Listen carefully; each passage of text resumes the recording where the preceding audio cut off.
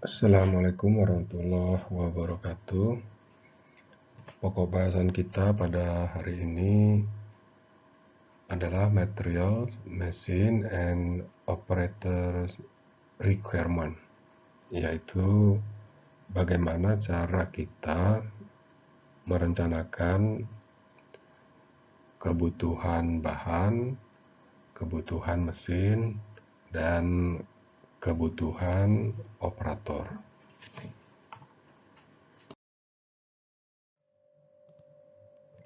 Hal pertama yang perlu kita pahami adalah terminologi tentang scrap. Scrap itu adalah buangan atau sisaan dari sebuah komponen. Ada dua kategori dari scrap, yaitu scrap yang dihasilkan sebagai akibat dari bentuk geometris produk.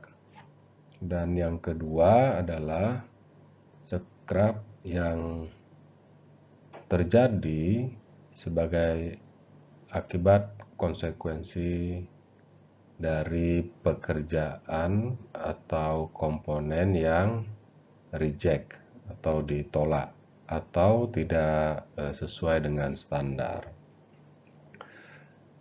Nah, sekarang perhatikan gambar berikut. Ini adalah sebuah bentuk dari bahan awalnya.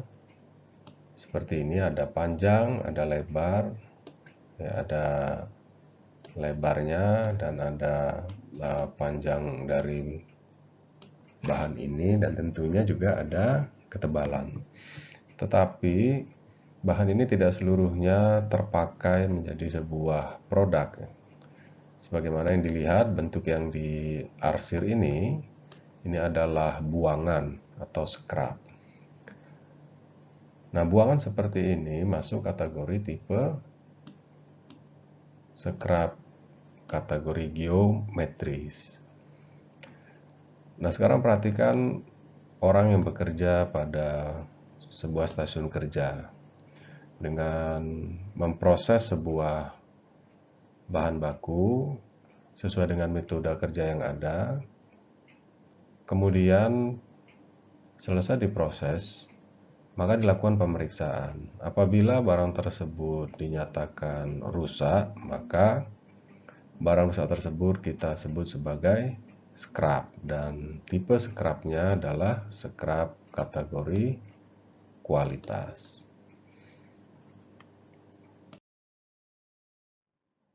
Bagaimana hubungan antara scrap dengan kebutuhan bahan? Nah, perhatikan diagram berikut. Pada diagram ini menggambarkan sebuah fenomena di mana OI ini adalah sebuah proses atau singkatan dari operasi ke I. I besar I kecil ini adalah input dan O besar I kecil ini adalah output. Jika kita memproses sejumlah bahan baku sebesar I pada proses O, maka kita akan menghasilkan banyak produk sebesar O. Tetapi tidak selalu seluruh bahan baku yang masuk ke dalam proses ini akan seluruhnya menjadi output. Tidak selalu seperti itu. Jadi tidak selalu seluruh input menjadi output. Kenapa? Karena ada faktor-faktor teknis atau faktor-faktor mekanis yang mengakibatkan tidak semua bahan baku yang masuk dalam proses akan menjadi produk jadi. Nah, itu tadi yang kita sebut sebagai scrap. Bisa jadi karena konsekuensi dimensi, maka tidak seluruh bahan baku selesai menjadi sebuah produk. Demikian juga akibat keterbatasan kemampuan di operasi, maka tidak seluruh bahan baku yang masuk berhasil diproses menjadi sebuah produk. Itu yang dimaksud sebagai scrap kategori kualitas. Oleh karena itu, jika kita analisa hubungan antara input, output, dan scrap, maka kita bisa formulasikan sebagai berikut. Output akan dihasilkan dari input dikurang dengan faktor scrap dikali dengan input. Jika faktor scrap ini adalah 0, tentu kondisinya adalah output sama dengan input. Nah, demikian apabila faktor scrap ini besar dari 0, maka kita akan dapatkan output itu sama dengan input dikali dengan 1 kurang scrap, sehingga besarnya input sama dengan output dibagi dengan 1 kurang faktor scrap. Maknanya apa? Maknanya tentu kalau saudara ingin menghasilkan 100 unit produk, maka pastikan dengan faktor scrap 10%.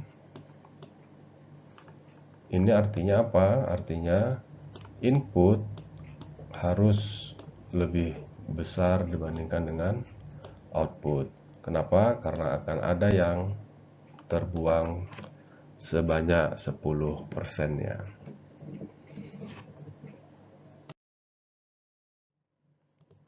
Saya berikan sebuah contoh untuk bisa mengilustrasikan bagaimana pengaruh faktor scrap tersebut terhadap kebutuhan bahan.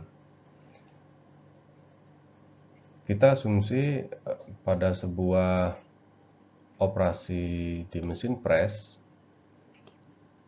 menghasilkan 3% scrap. Ini berarti kategori scrap quality. Di akhir proses tersebut akan dihasilkan 1000 finish part. Berarti 1000 ini adalah output. Ya. 1000 ini adalah output. Anda harus memulai dengan sejumlah bahan baku yang besar. Kenapa? Karena akan ada scrapping 3%. Kenapa demikian? Supaya output 1000 produk yang kualitasnya sesuai itu dapat dicapai. Maka dengan mempergunakan rumus tadi kita bisa hitung input sama dengan 1000 dibagi dengan 1 kurang faktor scrap. Faktor scrapnya adalah 3%, sehingga besaran input yang dibutuhkan untuk menghasilkan 1000 unit adalah 1031 unit. Selanjutnya adalah sebuah contoh faktor scrap kategori geometris. Ini ada sebuah gambar yang dapat kita lihat tampak atas maupun tampak sampingnya. Ini dari tampak samping, sedangkan ini dari tampak atas. Berikut dengan dimensi dari komponen ini. Sebuah produk yang mempunyai ukuran awal dengan panjang 200 mm, lebarnya 100 dan tebalnya 20 mm. Ini bentuk bahan baku awalnya. Bentuk dan ukuran yang diinginkan dapat dilihat pada gambar ini. Nah, ukuran fitur yang akan dibuat, maksudnya finish produknya itu nanti akan berdimensi 70 kali 100 dikali 5. Nah, faktor scrap yang digunakan berdasarkan pertimbangan geometris. Ini adalah pertimbangan bentuk produk, di mana bentuk awal dari bahan baku tersebut tentu tidak sama dengan finish produk. Bila target produksi yang ditetapkan sebanyak 10 unit, nah, hitung jumlah kebutuhan bahan di awal proses.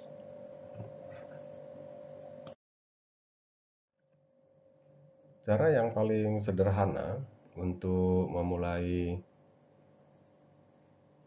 perhitungan berapa kebutuhan bahan baku sebagaimana kondisi finish product yang digambarkan tadi. Langkah pertama, saudara hitung terlebih dahulu berapa volume awal bahan. Nah, kita kan sudah tahu tadi dimensi dari bahan baku 200 mm, 100 mm, dan tebalnya 20 mm. Nah, ini kita bisa hitung berapa besar volumenya. Kita peroleh volumenya sebesar 400.000 mm kubik. Nah, kemudian kita bisa hitung volume bahan yang terbuang dengan cara kita hitung berapa yang tidak terpakai dari bahan tersebut. Itu kita bisa dapatkan dari dimensi finish product. Kemudian kita bandingkan dengan dimensi awal produk. Di sini kita dapatkan 100 mm kali 70 mm kali 5 mm. Jadi ada 35.000 mm kubik. Yaitu volume bahan yang terbuang. Artinya konsekuensi dari fitur finish produknya. Maka faktor scrapnya adalah 35.000 dibagi dengan 400.000 atau 8,75%. Ini adalah faktor scrapnya. Maka dari sini saudara dengan mudah dapat menghitung. Kalau outputnya adalah 10 unit dengan faktor scrap 8,75%, hasil perhitungannya adalah input yang dibutuhkan sebesar 16,44 unit.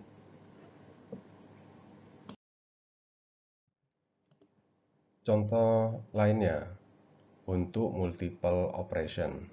Kalau tadi kita ilustrasikan satu operasi ya, operasi tunggal. Nah, sekarang misalkan kita punya atau kita butuh beberapa operasi untuk bisa menghasilkan sebuah produk. Jadi di sini nanti produknya, untuk bisa menghasilkan produk ini kita butuh turning. Setelah selesai di turning, kita perlu milling dan diakhiri dengan drilling. Nah, diperkirakan permintaan di pasar itu 97.000. Nah, kemudian kita juga sudah, katakanlah sudah mengidentifikasi faktor scrapnya, di mana faktor scrap untuk operasi yang pertama itu sebesar 0,4. Operasi kedua 0,01, sedangkan operasi terakhir 0,03. Ini adalah faktor scrapnya. Nah, jika saudara dihadapkan pada persoalan seperti ini, yang diketahui adalah outputnya, tentu output di sini merupakan berhubungan dengan input operasi 3. Nah, ini cara menghitungnya. 97.000 ini adalah output target produksinya. Kemudian di operasi 3 ini punya faktor scrap sebesar 0,03. Sebesar 0,03. Maka kita akan ketahui berapa besar input yang harus tersedia di awal proses 3 ini, yaitu sebesar 100.000. Nah, maka 100.000 ini merupakan output bagi operasi 2. Input operasi 3 itu sama dengan output operasi 2. Maka kita bisa hitung berapa input di operasi 2, yaitu 100.000 dibagi 1 kurang faktor scrapnya. Nah, kita kan sudah ketahui faktor scrap di operasi kedua adalah 0,01. Sehingga kita dapatkan output pada awal proses 2 atau input pada awal operasi 2 adalah 101,010. Nah, ini menjadi output bagi output 1. Maka input 1 kita dengan mudah bisa menghitung 101,10 dibagi dengan 1 kurang faktor scrap. Nah, kita sudah ketahui faktor scrap 0,04, sehingga inputnya adalah 105,219. Apa artinya? Untuk bisa menghasilkan 97.000 komponen, maka siapkanlah sejumlah bahan baku di awal proses ini sebanyak 105,29. Nah, sebenarnya perhitungan proses ini dapat kita sederhanakan seperti ini. Jadi langsung saja 97.000 dibagi 1 kurang faktor scrap operasi pertama dikali 1 kurang faktor scrap operasi kedua dikali dengan 1 kurang faktor scrap operasi ketiga. Nanti hasilnya sama. Nah, sekali lagi, apa makna dari angka 105 ini? Yaitu sejumlah bahan baku yang harus tersedia di awal proses. Harus tersedia di sini deh. 105.000 itu.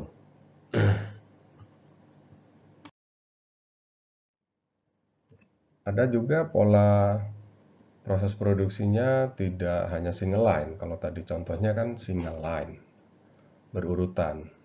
Ya, seperti produk layout.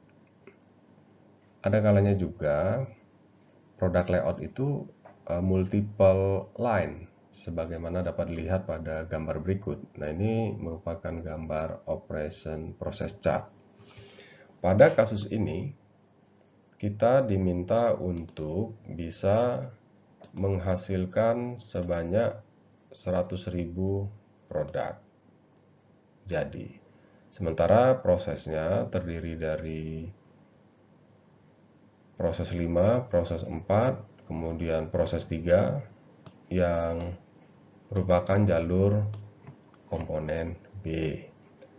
Sementara untuk komponen A, jalurnya adalah 2 dan operasi 1. Ini kalau saudara balik, mirip seperti gambar product structure kalau bagian ini kita pandang sebagai satu kesatuan.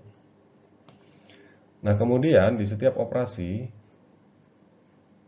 katakanlah sudah diketahui berapa faktor scrapnya. Misal, faktor scrap M1 adalah 1%. Faktor scrap M2 adalah 2%. Faktor scrap M2 untuk di jalur part B itu adalah, M3 pada jalur part B adalah 2%. Ya.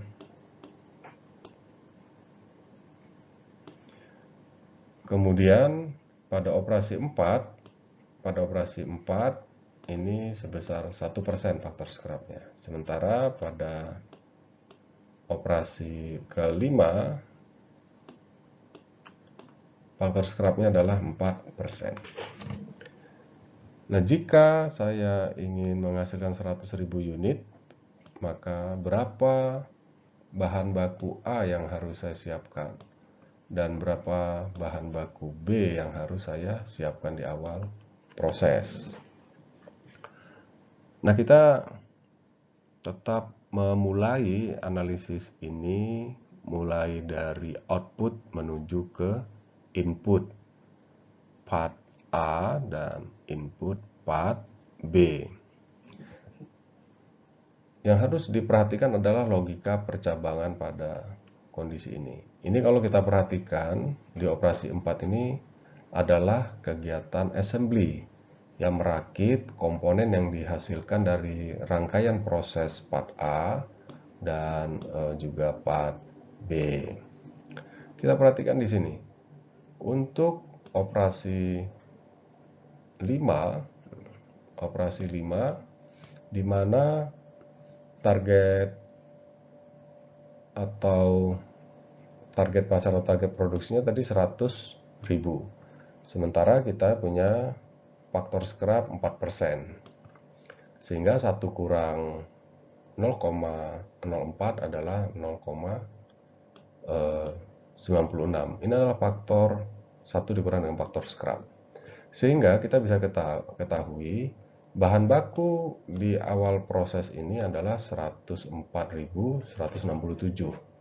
Maka input bagi operasi 5 adalah output bagi operasi 4. Maka kita bisa ketahui pada operasi 4 outputnya adalah 104.167 dibagi dengan 1 kurang faktor scrap. Kebetulan di sini faktor scrapnya adalah 1%. Maka kita akan peroleh bahan baku yang harus tersedia di awal proses 4 ini adalah 105.000.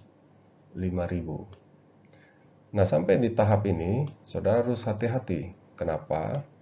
Karena proses pada operasi 4 ini kegiatan perakitan yang membutuhkan komponen A dan juga komponen B.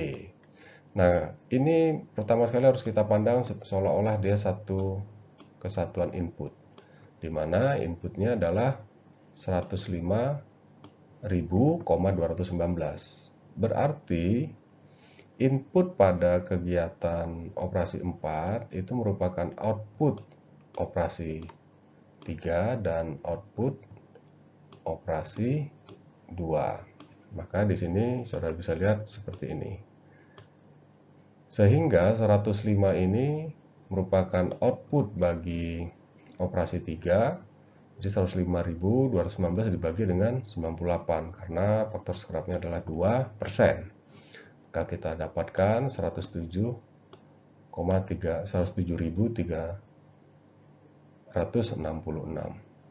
Apa ini maknanya? Maknanya untuk bisa menghasilkan 100.000, maka tolong siapkan bahan baku untuk komponen B sebesar 107.366. Ini sudah selesai jalur part B. Jadi ini kita selesaikan tadi. Nah, sekarang kita harus selesaikan jalur part A. Kita juga ketahui tadi output dari operasi 2 itu adalah input operasi 4. Sehingga di sini kita bisa gunakan 105.219 dibagi dengan 0,98. Kenapa? Karena 1 kurang faktor scrap. Scrapnya 2%. Sehingga kita dapatkan 107.366. Dan input pada operasi 2 ini menjadi output pada operasi 1. Jadi 107.366 dibagi dengan 1 kurang faktor scrap. Karena faktor scrapnya 1%, 1 kurang 1% adalah 0,99. Sehingga untuk input di awal operasi 1 kita sudah dapatkan 108.451. Apa kesimpulannya? Kesimpulannya, untuk bisa menghasilkan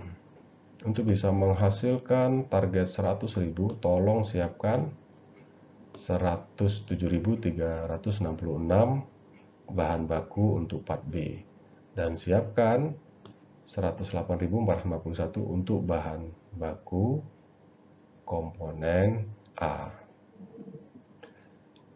Nah, ini akan menjadi kompleks apabila bill of material dari finish product ini bukan satu-satu. Misalnya saja untuk bisa menghasilkan sebuah produk dibutuhkan 1 unit part A dan 2 unit part B. Karena 2 unit part B, ya tentunya di proses M atau operasi 3 tadi, ini tinggal saudara kalikan, kalau dia membutuhkan 2 ya dikali 2. Itu adalah outputnya. Untuk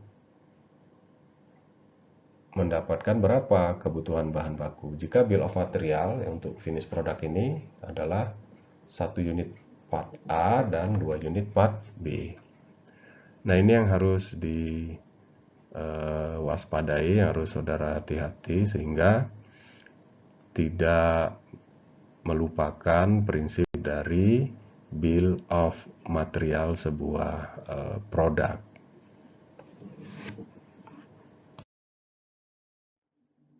Kita lanjutkan lagi untuk sebuah ilustrasi bagaimana cara kita menghitung berapa unit mesin yang dibutuhkan untuk mendukung kegiatan produksi di pabrik kita.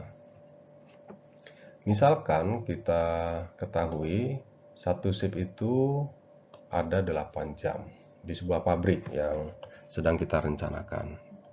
Satu shift itu 8 jam.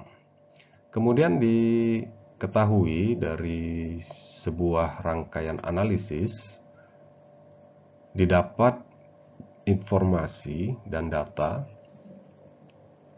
bahwa produk yang oke, produk yang accepted, produk yang acceptance itu 750 unit. Nah, kemudian kita juga punya informasi waktu standar untuk sebuah operasi itu 15 menit waktu standarnya. Nah, karena mesin operator artinya pekerja yang mengoperasikan mesin tersebut kurang terampil, sehingga actual time-nya menjadi 20 menit. Kalau operator itu terampil, ya standar time ini bisa terpenuhi 15 menit. Tapi karena dia tidak terampil, akibatnya untuk menghasilkan sebuah produk jadi lebih lama, jadi 20 menit. Rata-rata di sini. 1 dari 5 produk, ya. Kalau saudara produksi 5, itu 1 diantaranya rusak, reject. Di sini bicara reject kategori quality. Kalau saudara memproduksi 5, 1 dari 5 itu scrap. Nah, diasumsi bahwa setiap mesin menggunakan operasi ini not be available, ya, tidak tersedia selama 1 jam per shift. Nah, tadi per shiftnya itu adalah 8 jam. Jadi ada 1 jam itu yang dia tidak available gitu. Nah, sekarang bagaimana cara kita menentukan berapa kebutuhan mesin untuk support kegiatan produksi pabrik yang akan kita rancang ini. Nah, maka solusinya dari kondisi tadi, sebagaimana data dan informasi yang sudah kita dapat dari deskripsi contoh tadi, kita bisa buat ringkasannya sedikit. Outputnya itu 75 unit per hari. Jam kerjanya 8 jam. Shiftnya 1. Nah, scrap ini kita bisa hitung. Tadi kita sudah dapat informasi 1 dari 5 itu rusak. Berarti scrapnya adalah 1 dari 5, yaitu 20%. Ini adalah scrap. Scrap apa? Scrap kategori quality. Sementara waktu standarnya itu 15 menit. Kenyataannya karena operatornya itu tidak terampil, lebih lama, jadi 20 menit per unit. Nah, ini adalah sebuah situasi yang harus kita interpretasikan. Not available per day itu adalah 1 jam. Nah, mungkin untuk kepentingan isoma, istirahat, sholat, makan. Nah, di mana tadi satu hari itu 8 jam. Dan ternyata dari 8 jam itu ada 1 jam yang not available. Bagaimana cara kita menganalisisnya? Pertama sekali yang harus Saudara lakukan adalah hitung dulu kebutuhan bahan di setiap operasi. Nah, di sini kita bisa identifikasi, maka inputnya adalah output 750 dibagi dengan 1 kurang faktor scrap. Nah, berapa scrap? 0,2. Dari mana? Dari sini tadi. Oke, sehingga kita dapatkan inputnya sebesar 937,5 unit.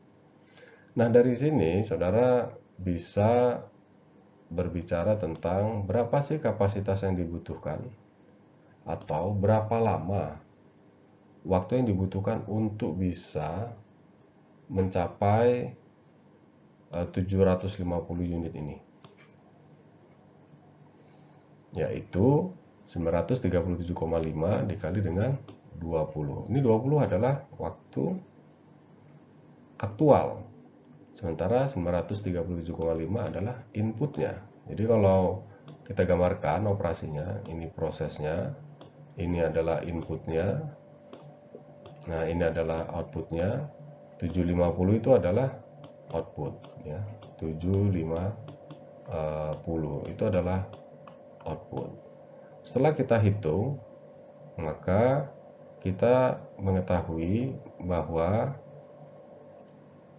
dengan faktor scrap 20%, kita butuh inputnya nanti sebanyak 937,5 unit. Jadi memang sangat besar kebutuhan bahan baku ini yang disebabkan oleh scrap yang besar. Oleh karena itu memang sebuah industri akan meminimisasi jumlah buangannya. Ya, dalam konsep Lean ini menjadi salah satu sumber waste, ya, scrap ini. Oke, kita akan lanjutkan. Setelah kita tahu untuk bisa menghasilkan 750 unit dengan faktor scrap 20%, tolong siapkan bahan baku sebanyak 937,5. Nah, kalau satu unit membutuhkan waktu pengolahan 20, di mana 20 itu adalah ini waktu aktual yang dikerjakan oleh operator yang kurang terampil, maka kita butuh 18.750 menit. Nah, di sini kan kita bicaranya sudah kesatuan. Kenapa? Karena memang kita akan dapat menghitung berapa banyak mesin yang kita butuhkan apabila kita bisa hasilkan sebuah nilai konversi satuan waktu gitu. Maka reliability-nya kita bisa hitung, yaitu 7 dibagi 8. Dari mana angka 7 ini? 8 kurang 1. Kenapa 8 kurang 1? Karena memang not available setiap hari 1 jam. Maka sebenarnya reliability dari perusahaan tersebut atau operator pada proses tersebut 87,5%. Kenapa ya? Karena ada 1 jam dia tidak lakukan pekerjaan. Lalu bagaimana dengan efisiensinya? Efisiensinya ini adalah berapa waktu yang menjadi standar dan berapa waktu yang menjadi aktual. Inilah efisiensi dari pekerja tersebut, 75%. Lalu bagaimana cara kita menghitung berapa banyak sih kebutuhan mesin kalau seperti di atas ini kondisi-kondisinya. Nah, number of machine itu dapat diformulasikan. Rumusnya adalah required capacity, kapasitas yang dibutuhkan, divide by available capacity, kapasitas yang tersedia. Berapa besar sih kapasitas yang tersedia? Yaitu tadi kita kerjakan satu hari itu kan 8 jam. Satu hari itu 8 jam. Karena satuannya menit, ya saya konversi jam itu menjadi menit, maka 8 kali 60. Kita hanya bekerja satu hari itu satu shift. Jadi kalau 2 shift ya ini bisa jadi 2, kalau 3 shift ya bisa jadi 3 shift, kalau 4 shift ya bisa jadi 4 shift gitu. Nah karena ini satu shift, 0,75 yang tadi adalah efisiensi, 0,875 adalah reliability. Dari sini kita bisa ketahui yang ini merupakan available capacity. Yang tersedia segini kapasitasnya. Sementara untuk bisa memproduksi sebanyak 750, kita butuh sebanyak 18.750 menit. Nah, ini dengan mudah kita bisa hitung. Untuk bisa mencapai target 750 unit produk jadi yang acceptance, maka siapkanlah 59,5 orang. Nah, karena pecahan kan tidak mungkin. Ini harus kita round up. Kenapa di round up? Bayangkan kalau ini menjadi 59 saja, maka ada kekurangan kemampuan untuk pelayanan sebesar 0,5 unit. Nah, oleh karena itu, maka hasil perhitungan karena kita bicara number of machine ya tidak mungkin ada mesin sebesar 0,5 kan. Maka ini kita round up, kita genapkan menjadi 60 unit. Maknanya apa? Maknanya akan ada potensi menganggur yang setara dengan 0,5 unit. Nah ini kalau setara dengan 0,5 unit itu berapa lama menganggurnya mesin itu. Nah kalau saudara lakukan round down jadi 59, nah ini kan tidak mungkin. Nah lalu apa interpretasi jika kita round up? Maka akan ada surplus sebesar 5, ini kan dari 59,5 menjadi 60 gitu, 60 unit, maka akan ada surplus ya sebesar 0,5 unit. Nah intinya yang menjadi catatan bagi saudara adalah menghitung jumlah mesin. Jika satuannya ini bicaranya waktu, hitunglah dengan prinsip capacity requirement planning, yaitu berapa butuhnya, berapa menit yang Anda butuhkan. Nah sementara kondisi real yang tersedia adalah satu shift. Kalau ternyata jumlah mesinnya ini terlalu banyak dianggap, saudara bisa tambah shiftnya. Maka di sini menjadi 2 shift, ya, menjadi 2 shift. Nah silakanlah saudara hitung, apakah jumlah mesinnya akan bertambah atau akan berkurang. Nah silahkan dicoba. Ada kasus lain yang menarik yang perlu juga kita pelajari terkait dengan analisis penentuan kebutuhan bahan baku, mesin maupun operator ini adalah menjawab pertanyaan how much time does it take to make one part? Berapa waktu yang kita butuhkan untuk memproses, untuk menghasilkan satu unit produk. Nah, saya berikan sebuah contoh. The marketing department ingin kita menghasilkan 2000 produk. Nah, sementara kita kerja di sini, kalau dari data diketahui kita ditargetkan sebanyak 2000 ya produk. Sementara kita kerja 8 jam per shift ya. Jadi satu shift itu 8 jam. Untuk menghasilkan sebuah produk butuh 0,4 menit. Katakanlah pembuatan produk itu pada sebuah mesin press. Sementara itu satu shift ini 480 menit, atau itu ya setara dengan 8 jam lah satu shiftnya ya, dimana 1 jam itu ya 60 menit gitu. Nah ini dalam satu shift yang 8 jam tadi itu kadang-kadang ada 50 menit itu downtime. Ada kegiatan-kegiatan yang berkaitan dengan pengerjaan mesin. Bisa jadi mesin tersebut memang harus dihentikan supaya tidak terjadi kerusakan total. Itu 50 menit. Artinya apa? Nanti akan menganggur itu 50 menit. Mesin tidak bekerja gitu ya. Nah, kemudian di sini 430 menit per shift available pada 100%.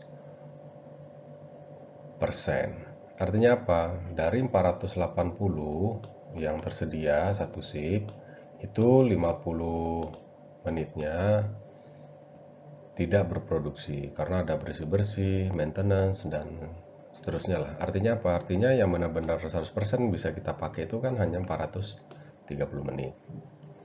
Nah, berdasar data ini ya, based on history or expectation, kita dapat berasumsi, katakanlah 75% ya, efisiensinya. Ya. Maka dari sini kita bisa ketahui waktu yang efektif bisa kita gunakan untuk berproduksi itu adalah 322,5 menit.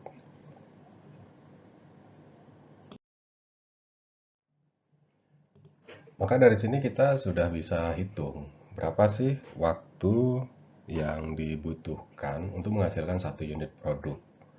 Tadi kita sudah tahu 322,5 menit lah waktu efektif ya, dengan efisiensi tadi 75%. Dari mana efisiensi 75% itu?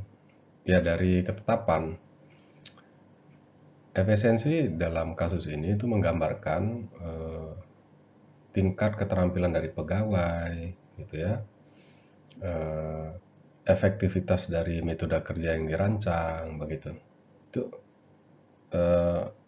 cerminan dari efisiensi. Gitu ya. Kalau saudara mendesain sebuah stasiun kerja mandiri berikut dengan metode kerjanya, tentu di situ ada asumsi tingkat keterampilan dari seorang operator, begitu. Nah, ternyata kita sulit ini mendapatkan operator dengan tingkat keterampilan yang tinggi sebagaimana yang kita harapkan dari metode kerja yang kita rancang. Maka saudara harus memahami bahwa apa yang saudara harapkan itu tidak mungkin terjadi. Itu menunjukkan kita butuh waktu yang lebih lama.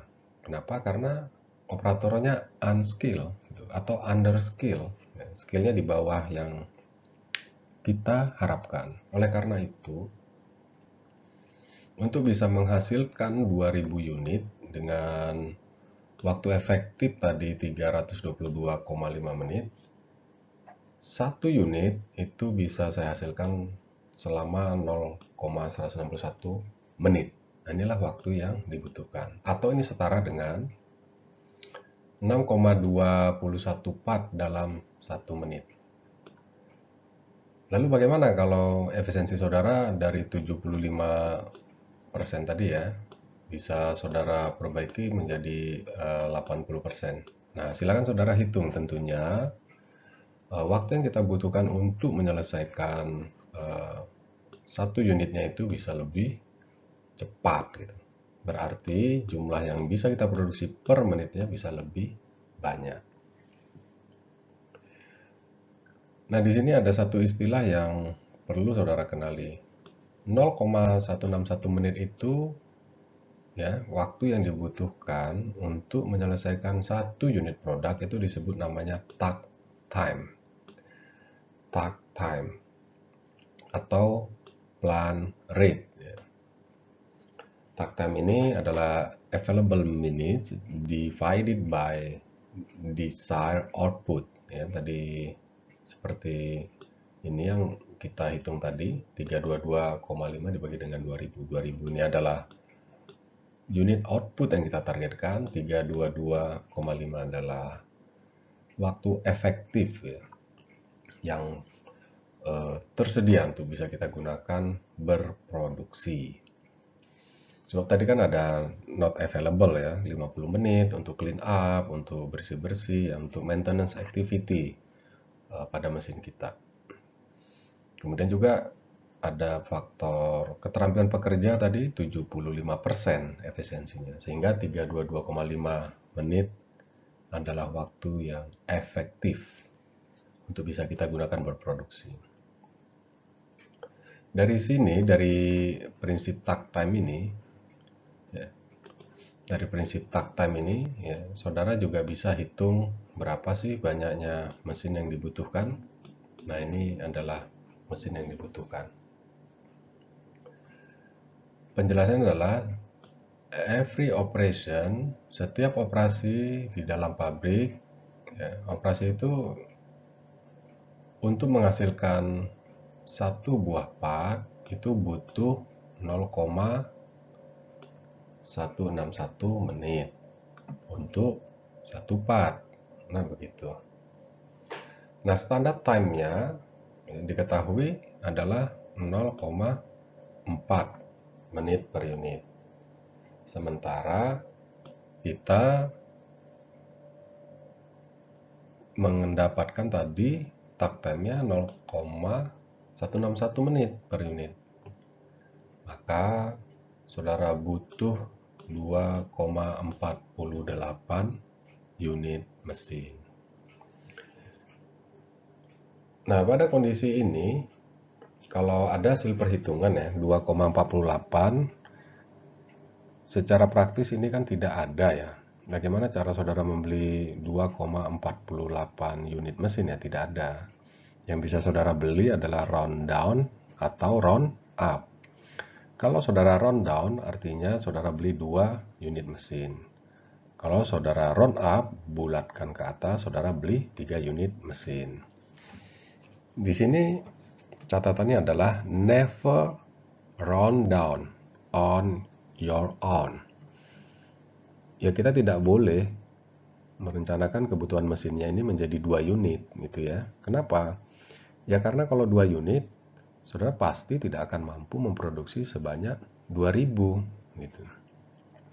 Maka kita harus round up.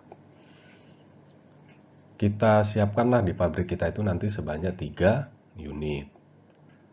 Lalu apa akibatnya? Akibatnya ya kita investasi, biaya investasi mesinnya tentu lebih besar. Tetapi target 2000 unit ini bisa kita capai. Dan kita punya potensial capacity. Ya 3 dikurang 2,48 ya, sekitar 0,52 unit mesin. Nah, 0,52 unit mesin ini kan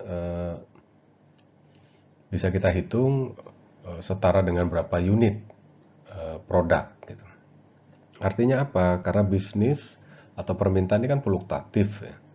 Ketika nanti ada permintaan lebih besar dari 2000, paling tidak kita punya potensial capacity untuk bisa mengatasi terjadinya lonjakan permintaan tersebut.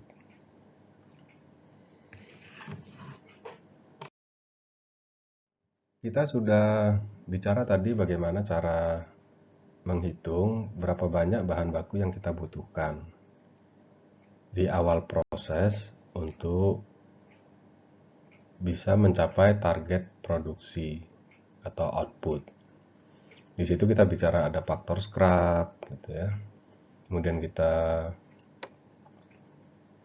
pahami faktor scrap ada dua kategori, geometris dan quality oriented.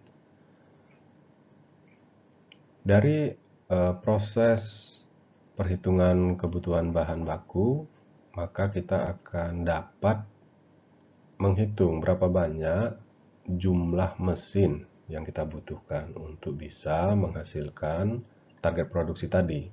Nah, variasinya ini kan banyak tadi, saya sudah jelaskan. Ketika saudara ingin menggunakan target produksi sebagai dasar atau menggunakan satuan unit, itu juga sudah dijelaskan. Yang pasti prinsip dari perhitungan adalah berapa kapasitas yang dibutuhkan, required capacity, dibagi dengan kapasitas yang tersedia, available capacity. Nah, available capacity itu didapat dari satu hari kita berapa jam bekerja. Kemudian dalam satu hari kita akan rancang pabrik kita berapa shift. Nah, kemudian juga ada aspek efisiensi yang umumnya menggambarkan ya, tingkat keterampilan real yang akan terjadi di pabrik kita nantinya.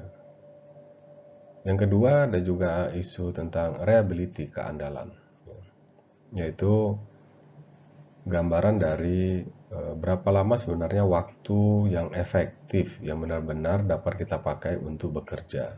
Sebab mesin itu juga membutuhkan istirahat ya, perlu break, perlu clean up ya, perlu setting bagian-bagian tertentu sehingga mesin tersebut dapat bekerja secara maksimal gitu.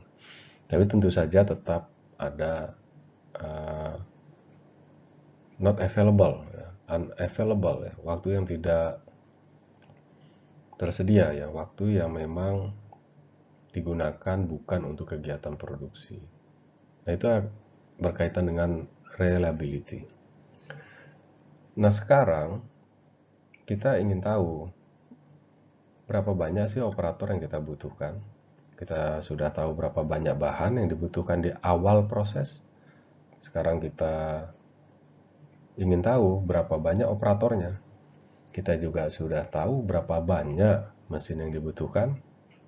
Nah, sekarang kita ingin tahu berapa banyak operator yang dibutuhkan. Ini ada dua tipe. Tipe yang pertama, berapa banyak sih operator yang kita butuhkan? Ya sederhana saja, jika kita berasumsi satu unit mesin dioperasikan oleh satu orang operator, tentunya kalau hasil perhitungan kebutuhan mesin menghasilkan 5 unit mesin, otomatis kita sudah tahu jumlah operatornya juga adalah 5, di mana asumsinya satu unit mesin dioperasikan oleh satu orang operator. Tipe kedua, ya kita tidak berorientasi kepada jumlah mesinnya, tetapi kepada kemampuan proses, ya, kemampuan prosesnya, termasuk juga kemampuan pekerjanya. Nah, sebagaimana contoh berikut, ya, how many operators required. Nah, misal di contoh ini kita mendapatkan total time yang dibutuhkan untuk menghasilkan 1000. Jadi untuk menghasilkan 1000 itu perlu waktu 138,94 jam untuk menghasilkan 1000 unit produk. Nah, katakanlah diketahui efisiensinya ya. Efisiensinya itu, mesin produksinya itu adalah 75%. Nah, kemudian kita mendapatkan informasi bahwa kajian marketing itu memperkirakan akan ada permintaan penjualan itu, memperkirakan besarnya penjualan itu adalah 2.500. Katakanlah produknya ini adalah water valves. 2.500 ini per day, per hari, hasil forecasting. Nah sekarang, how many people needed to make water pumps? Ya, how many people? Secara sederhana, kita bisa hitung, untuk setiap 1000 unit, kita butuh 138,94 jam untuk 1000. Nah, kalau 2000 berarti 2 kali lipat. Kalau 500, ya setengahnya, kan begitu logiknya ya. Kemudian kita juga telah mengetahui efisiensi produksinya adalah 75%. Ya, ini 75%. Ya, 75%. Maka untuk bisa menghasilkan 1000 unit dengan tingkat efisiensi 75%, saudara perlu 185 jam. Bukan 135, bukan 138,94 jam. Jadi kapan 138,94 jam ini dapat menghasilkan 1000 unit? Ketika efisiensi saudara adalah 100%.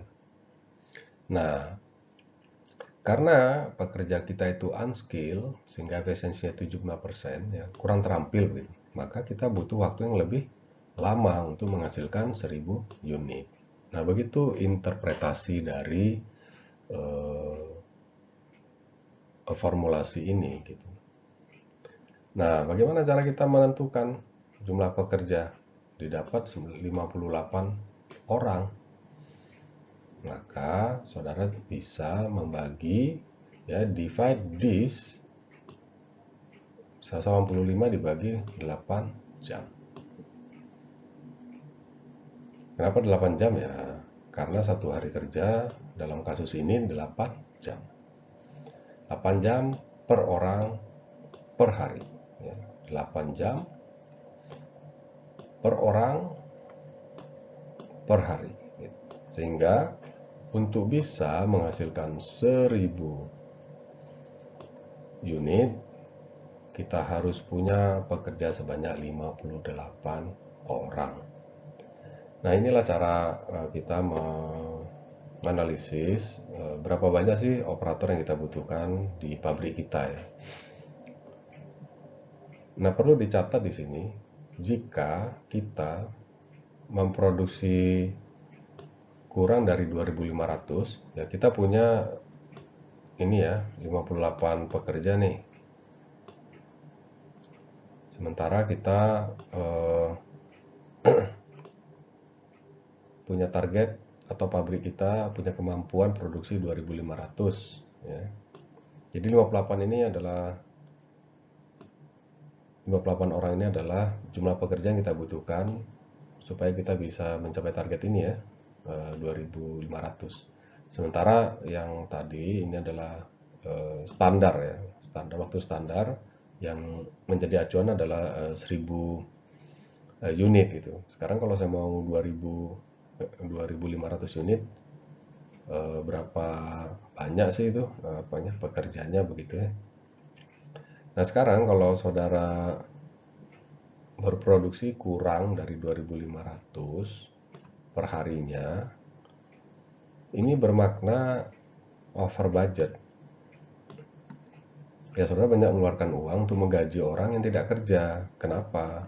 Karena 58 ini untuk produksinya 2.500. Kalau saudara gunakan pekerja saudara 58 orang ini untuk memproduksi 1000 unit, ya artinya kan banyak yang menganggur. Sementara saudara harus bayar gaji, itu yang dimaksud sebagai over budget. Sementara jika saudara memproduksi lebih dari 2.500 dengan pekerja 58 ini. Sebenarnya 58 ini kan bisa 2.500 nih. Tapi ternyata dengan kemampuan manajerial Anda yang handal, saudara bisa memanfaatkan 58 orang ini menghasilkan produk sebanyak 2.750 misalnya. Jadi more than 2,500 unit per day. Itu maknanya apa? Maknanya Anda itu memang good managing, dan Anda layak untuk dipromosikan. Kenapa? Karena Anda memang punya managerial skill yang memang sangat baik. Nah, inilah cara untuk kita memperkirakan berapa banyak jumlah tenaga kerja yang kita butuhkan untuk menghasilkan 2.500 unit produk. Demikian pokok bahasan kita pada hari ini. Semoga saudara dapat memahaminya dengan baik. Terima kasih atas semua perhatiannya. Wabillahi taufiq wal hidayah. Wassalamualaikum warahmatullahi wabarakatuh.